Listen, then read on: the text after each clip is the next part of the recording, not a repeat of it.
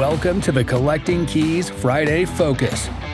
What is going on, guys? Welcome to today's Collecting Keys podcast deal case study.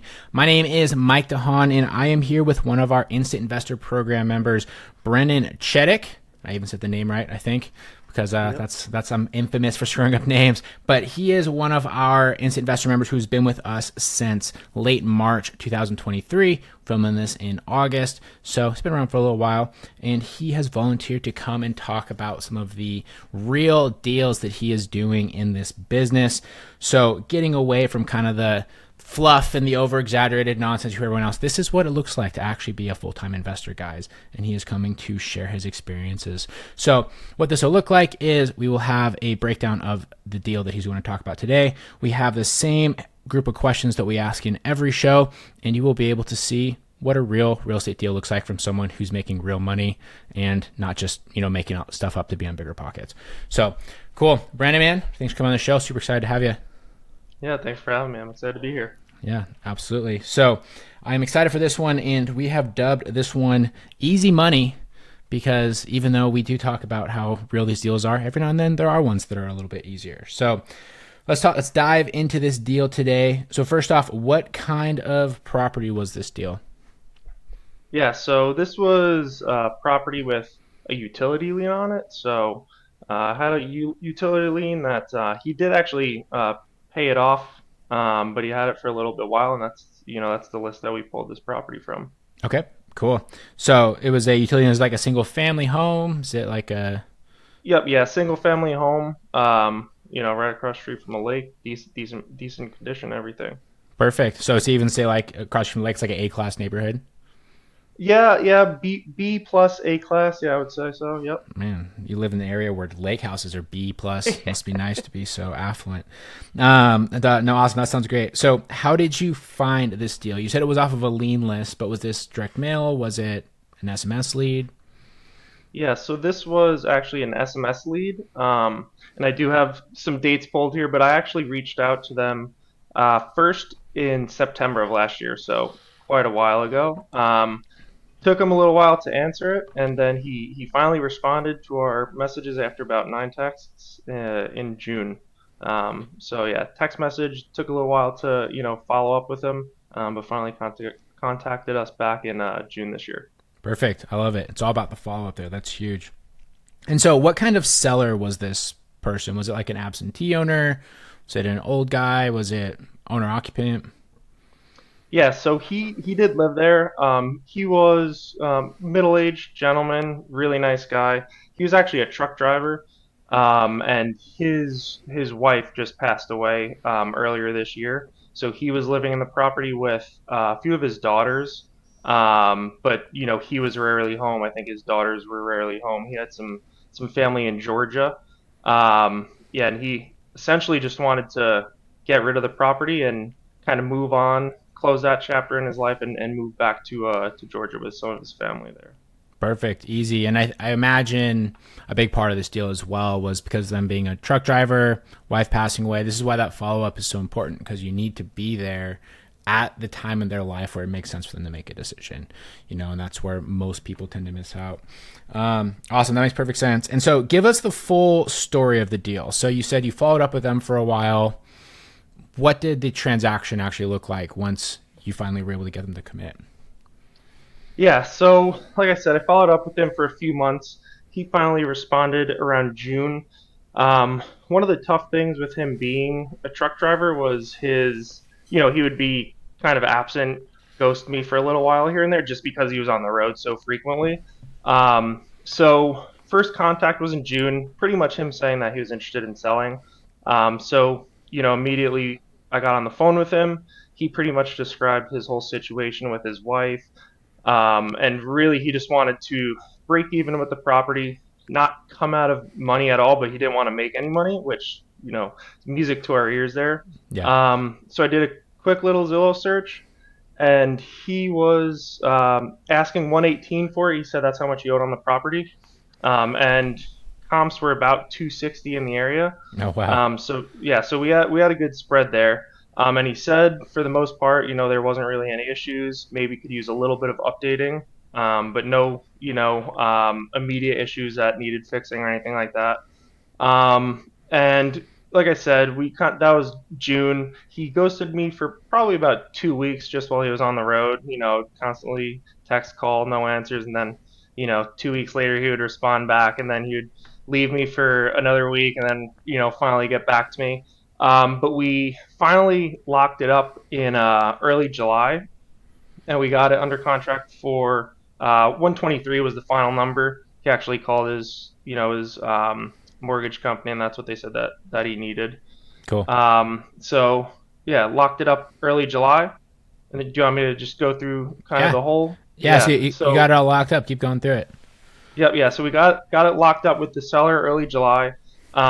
Immediately started to kind of blast it out to my list. Even put on some Facebook Marketplace, Facebook investor groups, and immediately got bombarded with messages. So eventually set up some showings, got it under contract with a buyer a week later. So I got it under contract at 156. And then, honestly, the transaction from there was pretty simple with, a little bit of lack of communication from him here and there. But we closed August 2nd. So a few weeks after that, after we got under contract with the buyer, we closed. And honestly, it was probably one of the smoothest processes I've had wholesaling so far. So it was pretty nice.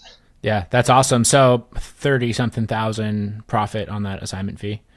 Yep, yeah. So the final numbers were 123 is what we got locked up for, and then we assigned it for 156.5. So it was just under 34,000. And to be honest, I probably left a little bit of money on the table because there were people who were coming in even higher, but just out of trying to keep a good relationship with the buyer, I wanted to stick with them and stuff like that. So probably could have been a little more, but.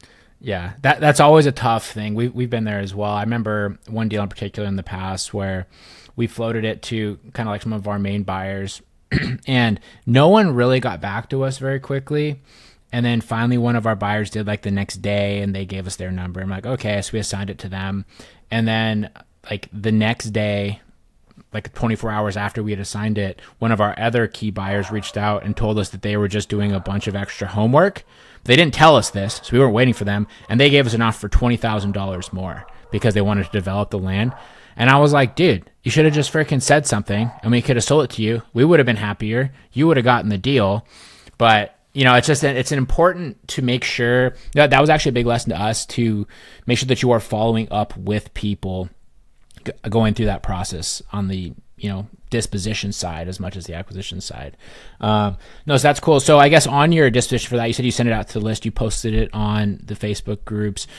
Did you end up selling it to somebody that you'd worked with before, or was it a new buyer for you? Yeah, so this was actually a completely new market for me. Oh, wow. So I originally started marketing to this area and another area when I first started wholesaling, and this just happened to be one of those texts that continued to go out. Mm-hmm. So this was actually the first deal in this area. First time I've worked with the buyer, but the title company that I typically use has worked with this buyer. Nice. So that was one of the reasons why I decided to go with him. I knew he would close. They're all cash. They are very reputable. And like I said, my title agent knows them and stuff like that. So it kind of just, went hand in hand. I would honestly take a few $1,000s less to know that the transaction is definitely going to close and they're not going to try and, pull a fast one at the last minute or anything.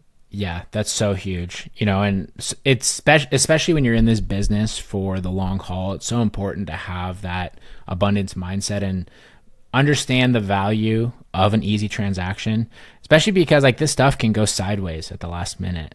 We've had deals that have fallen through like the day of closing. I mean, we had our most infamous one. The buyer had already signed documents, and then the seller got abducted during his closing by a crazy Russian guy. You can never make this stuff up. So you want to keep the transactions as simple as possible. No, that's awesome. So this is also a different market. So this was completely virtual. I guess any major lessons or tips for people that would be trying to do their first deal in a new market at a distance like that? I think honestly, one of the major ones with the disposition is maybe try and give yourself a little bit of time. I think I got so trigger happy because I saw the large number that I was like, if they're willing to do it, I'll do it. But I think once again, if I would have waited a few more days, I probably could have gotten a little bit more, and even from the same buyer. So I would say that, don't be too greedy, but also like know what you have, right? And if it's a deal. And other than that, yeah, I mean, I personally think virtual is just as easy as being in person, if not a little bit easier, because you don't stress yourself out with, the small stuff and trying to do everything yourself. So Yeah, true that. I mean, look at the guys in our group that complain about having to drive an hour each way to some of these properties. It's like, you don't have to do that. You can treat your local market as a virtual market as well if you want to work there. You just have to establish the basic framework for it. But awesome. So that's a sick deal, Brenden. It's easy. 33.5 thousand dollars. And I guess just for context, you posted in our instant investor Slack that between that deal and another deal you did, you made the same amount of money in that week that you made in your W-2. Was that last year or like a couple years ago? yeah, last year. Yep. Last year. There we go. 1 week. And, and we have a lot more room to make even more money. So that's an awesome place to be. Awesome, guys. Well, Brenden, if you wouldn't mind, would you have socials or anything you want to share with people if they wanted to reach out to you and ask you some more information or maybe get on your buyers list in your market? Yeah, I think Instagram's probably the best place to find me. It's B Chetuck. That's BCHETUCK. Or you could just look up Brenden Chetuck. I'm sure it'll come up. Perfect. And so if people know, if they did reach out, what markets do you work in right now? Yeah, so I'm in Florida, so like Central Florida area, like Orlando, Polk County, and then I also do the Panhandle of Florida. Perfect. So if you guys are in Florida or you're looking to buy in Florida, you guys should absolutely reach out to Brenden. He is crushing deals down there, and I can personally vouch for the success and the quality of stuff that he finds because I get to hear about it every single day and every single week with him being a part of our Instant Investor program. So, Brenden, man, thanks so much for coming on the show, and you guys should absolutely reach out to him, give him a follow, see the stuff that he has going on, and hopefully you enjoyed this deal case study. Please go and share this with any of your friends who might be interested in real estate or wanting to hear about what real deals look like. And if you have a deal of your own that you want to talk about on the show, you should hit me up on Instagram at Mike_invest, and we'd see if you'd be a good candidate for it. So thanks for listening, everybody, and we'll talk to y'all next week. Thanks for listening to this Collecting Keys Friday Focus. Be sure to subscribe wherever you listen to your podcasts.